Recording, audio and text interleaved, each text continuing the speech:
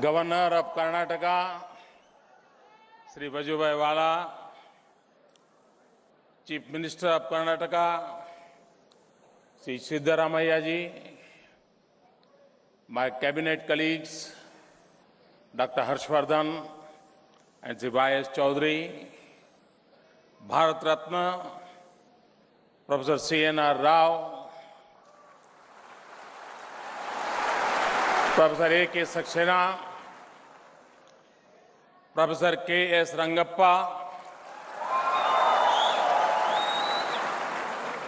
Nobel Laureates and field medalists, distinguished scientists and delegates.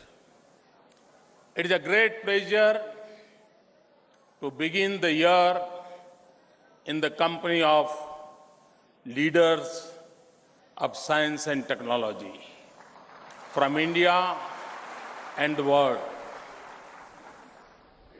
For our confidence about the future of India comes from our faith in you.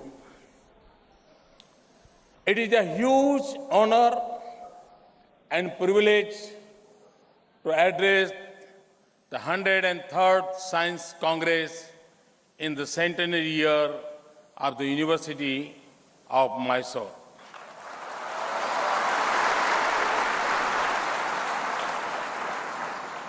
Some of the tallest leaders of India have passed through the doors of this respected institution. The great philosopher and India's second president, Dr. Radhakrishnan, and Bharat Ratna, Professor C.N.R. are among them. The history of the Science Congress and the University of Mysore began around the same time. It was the time for a new awakening in India. It sought not just freedom, but also human advancement in India.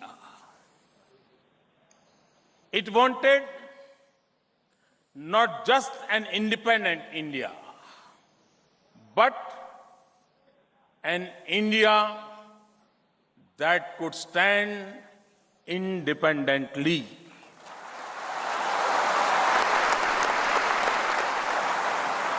On the strength of its human resources, scientific capabilities, and industrial development. This university is a testimony to the vision of a great generation of Indians. Now, we have launched yet another revolution of empowerment and opportunities in India. And we are once again turning to our scientists and innovators to realize our goals of human welfare and economic development. The world has progressed because of human instinct to inquire and explore for knowledge, but also to address human challenges. No one reflected this spirit more than late President Dr. APJ Abdul Kalam.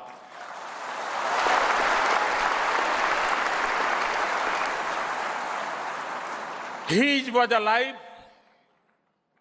for outstanding scientific achievements, and his was the heart of a boundless compassion and concern for humanity. For him, the highest purpose of science was the transformation of the life of the weak, the underprivileged, and the youth. And his life mission was a self-reliant and a self-assured India that was strong and cared for its people. Your theme for this Congress is a fitting tribute to his vision.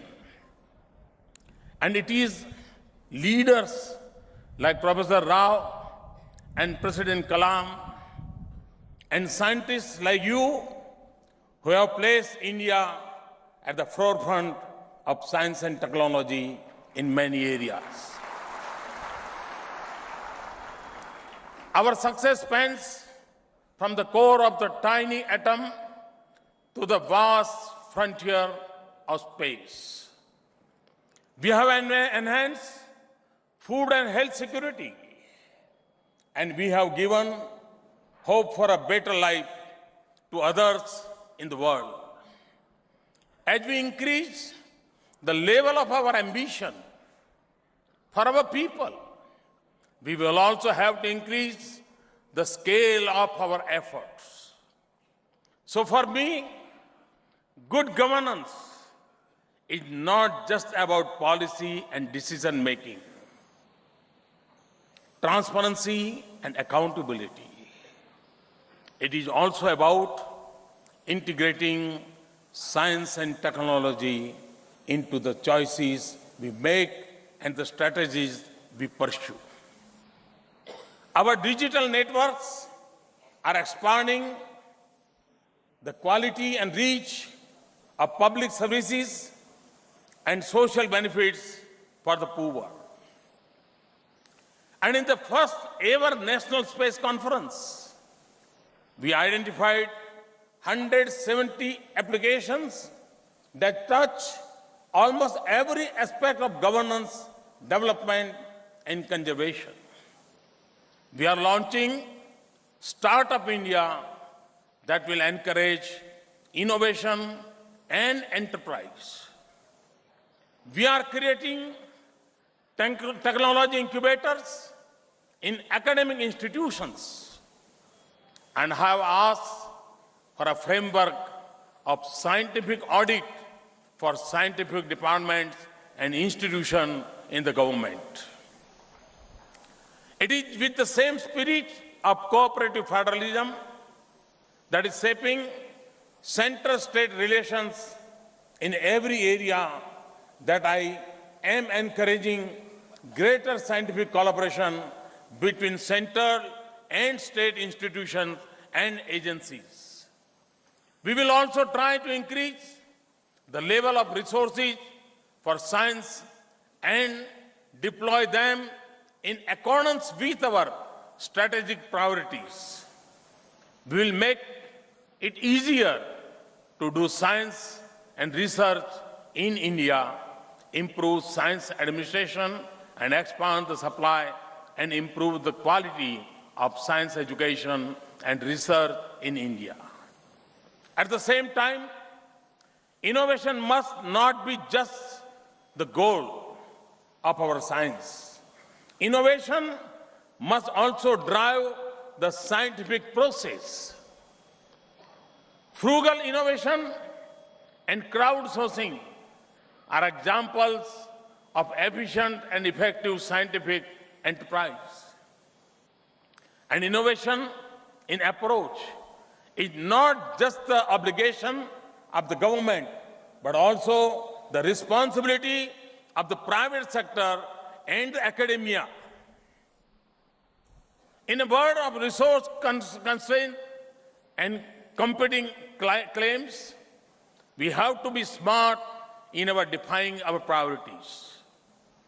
And it is especially important in India, where challenges are many and the scale is enormous, from health and hunger to energy and economy.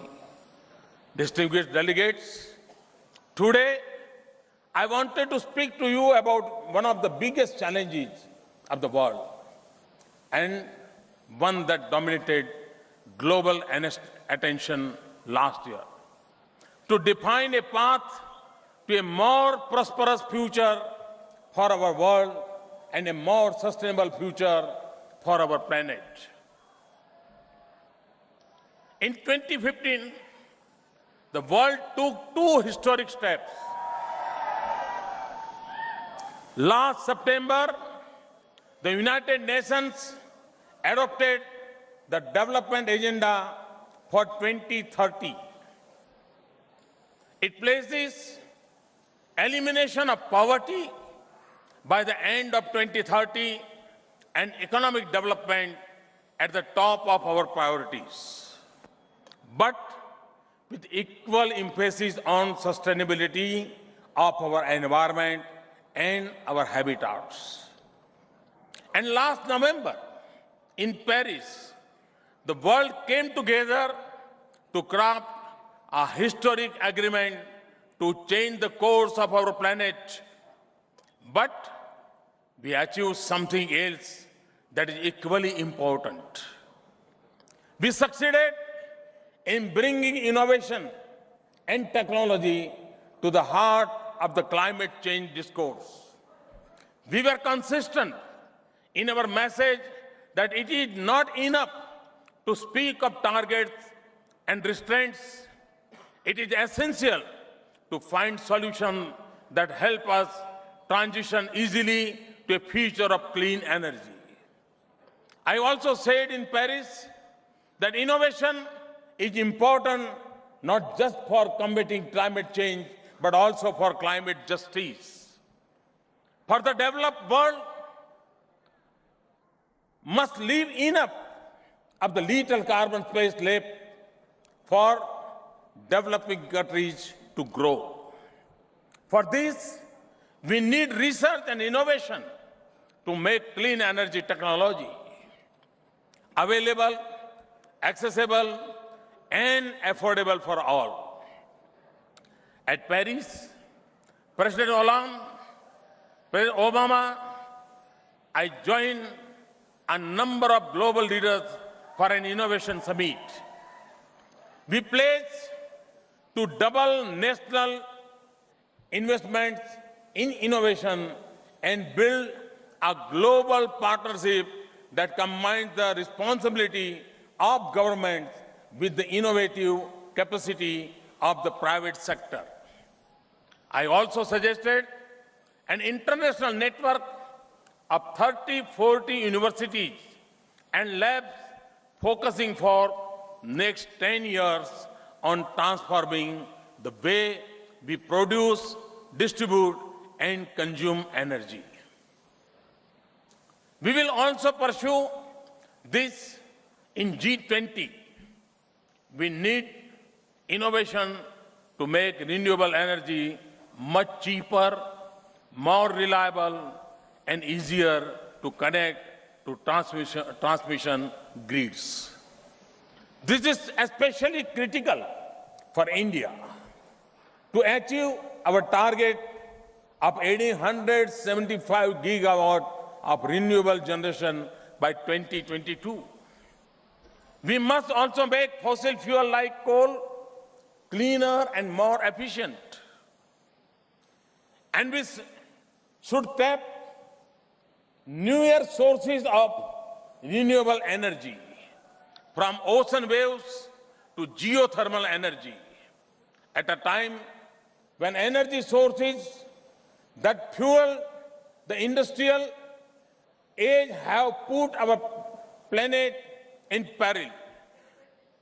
And as the developing world now seeks to lift billions of people into prosperity, the world must turn to sun to power our future. So at Paris, India launched an international solar alliance to forge a partnership between solar-rich countries. We need science and technology not just to make clean energy an integral part of our existence, but also to combat the impact of climate change on our lives. We have to develop climate-resilient agriculture. We must understand the impact of climate change on our weather, biodiversity, glaciers, and oceans, and how to adjust to them. We must strengthen our ability to forecast natural disasters. Distinguished delegates, we must also address the rising challenges of rapid urbanization. This will be critical for a sustainable world. For the first time in the human history, we are in an urban century. By the middle of this century, 2/3 of the world's population will live in cities. A little less than 3 billion people will join the existing 3.5 billion urban dwellers, and 90% of the increase will come from developing countries. Many urban clusters in Asia will exceed the population of the mid-sized countries elsewhere in the world. More than 50% of India will be living in urban habitats by 2050. And by 2025, India may already have more than 10% of the global urban population. Studies suggest that nearly 40% of the global urban population lives in informal settlements or slums, where they face a range of health and nutritional challenges.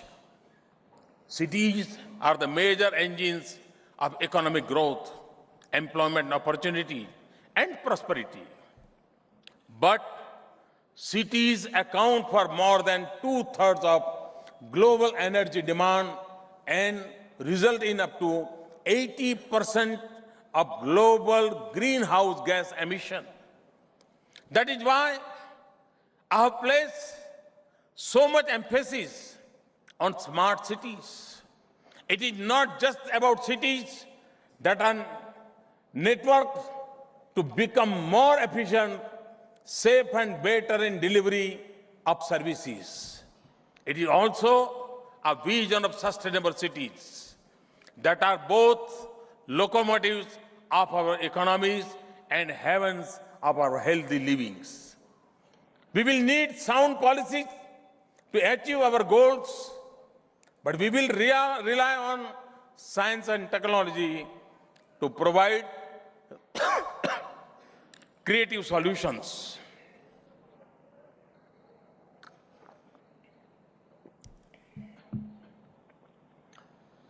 We must develop better scientific tools to improve city planning with sensitivity to local ecology and heritage, and reduce the demand for transportation, improve mobility, and reduce congestion. Much of our urban infrastructure is yet to be built.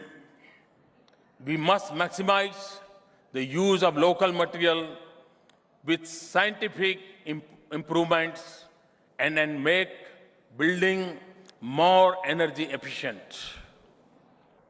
We have to find affordable and practical solutions for solid waste management, converting waste into building material and energy, and recycling wastewater. Urban agriculture and ecology should get more attention. And our children must breathe cleaner city air. And we need solutions that are comprehensive and rooted in science and innovation. We need your inputs to make our cities more immune to the consequences of natural disaster and our homes more resilient. This is also mean making retrofit of our buildings affordable. Distinguished delegates, a sustainable future for this planet will depend not only what we do on land, but also on how we treat our oceans. Oceans occupy more than 70% of our planet, and over 40% of humanity and 60% of the world's largest cities are found within 100 kilometers of the coast. We are at the cusp of a new era where oceans will become important drivers of our economies. Their sustainable use can bring prosperity and give us clean energy, new medicines, and food security beyond just fisheries. That is why I refer to the small island states as the large ocean states. Ocean is critical to India's future too.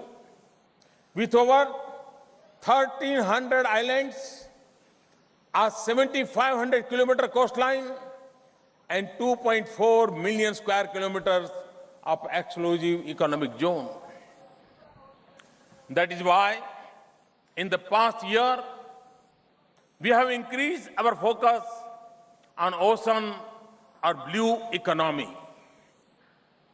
We will raise the level of our scientific efforts in marine science.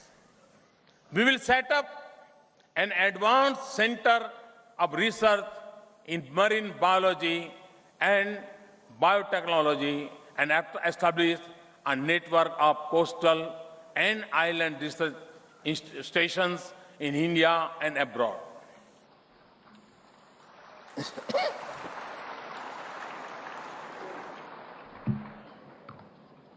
We have entered into agreements on marine science and ocean economy with several countries. We will also hold an international conference on ocean economy and Pacific Island countries in New Delhi in 2016. Distinguished delegates, rivers have played as important a role in human history as oceans.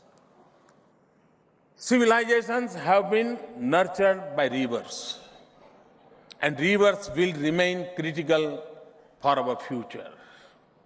So revival of rivers is an essential part of my commitment. For a cleaner and healthier future for our society, economic opportunities for our people, and renewal of our heritage, we need regulations, policy, investments, and management to achieve our objective. But we will succeed only when we integrate technology, engineering, and innovation into our efforts. Not just to clean our rivers now, but to keep them healthy in the future as well. For this, we also need scientific understanding of the impact of urbanization, farming, industrialization, and groundwater use and contamination on the river ecosystem. River is the soul of nature. The renewable must be an element of a larger effort to sustain nature. In India, we see humanity as a part of nature, not outside or superior to it, and divinity manifested in nature's diverse forms. So, conservation is rooted in the natural instincts of our culture and tradition, and in our commitment to the future. India has a rich heritage of ecological knowledge. We have scientific institutions and human resources to mount concentrated national action on conservation of nature that is rooted firmly in scientific studies and methods. Distinguished delegates, and if we wish to restore the harmony between human and nature, we must also harness the full potential of traditional knowledge. Societies across the world have developed the enormous wealth through wisdom gathered over the ages.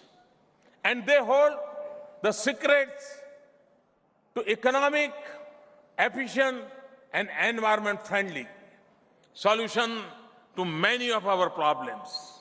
But today, they are at risk of extinction in our globalized world. Like traditional knowledge, science has also evolved through human experiences and exploration of nature.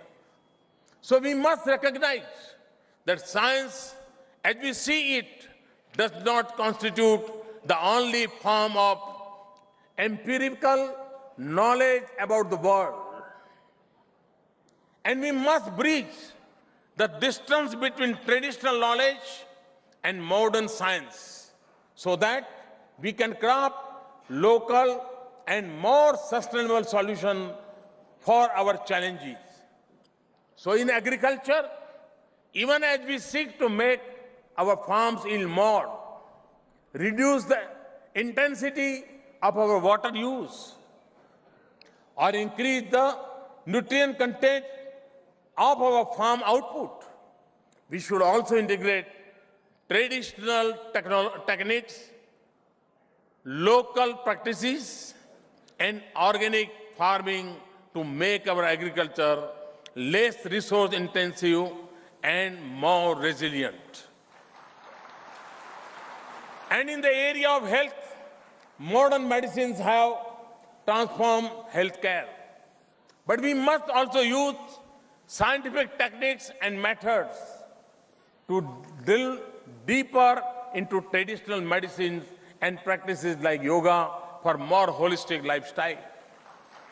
And change our paradigm from treatment to wellness. This is especially important in dealing with growing challenge of the lifestyle disease that take a huge toll in terms of human lives and economic costs. Distinguished delegates, as a nation, we still inhabited many worlds. We are at the global frontiers of achievements in science and technology.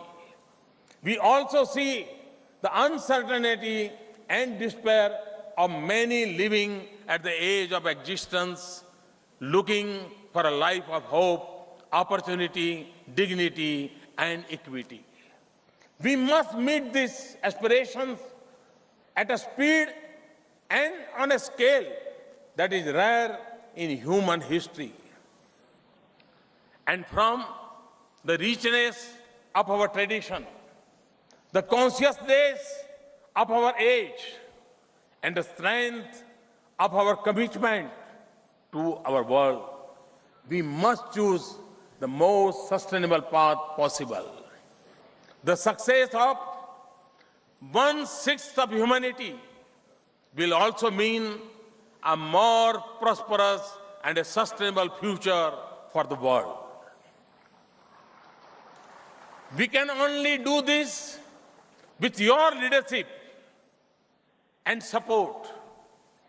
We will realize it when, in the words of Vikram Sarabhai, we encourage scientists to interest themselves in problems outside their fields of specialization. And the impact of science will be the most when scientists and technologists will keep the principles of what I call 5 E's of their inquiry and engineering. First E, economy. When we find cost-effective and efficient solutions, Second, environment. When our carbon footprints is the lightest and the impact on the ecology is the least possible. Third, energy. When our prosperity relies less on energy and the energy we use keeps our sky blue and our earth green. Fourth, empathy. Empathy. When our efforts are in tune with our culture, circumstances, and social challenges.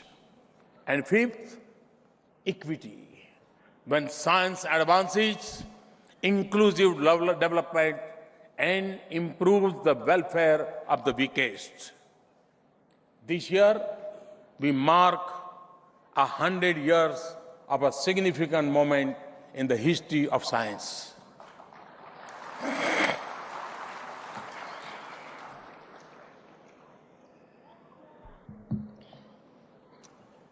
When Einstein published in 1916 the foundation of the general theory of relativity, today we must recall the humanism that defined his thought.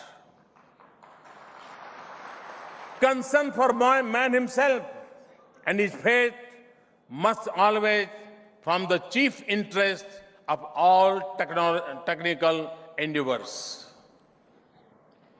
Nothing can be higher duty for us, whether we are in a public life or we are private citizens, and whether we are in business or explore science, than to leave the planet in a better state for our future generations. Let the different disciplines of science, technology, and engineering unite behind this common purpose. Thank you very much. Thanks a lot.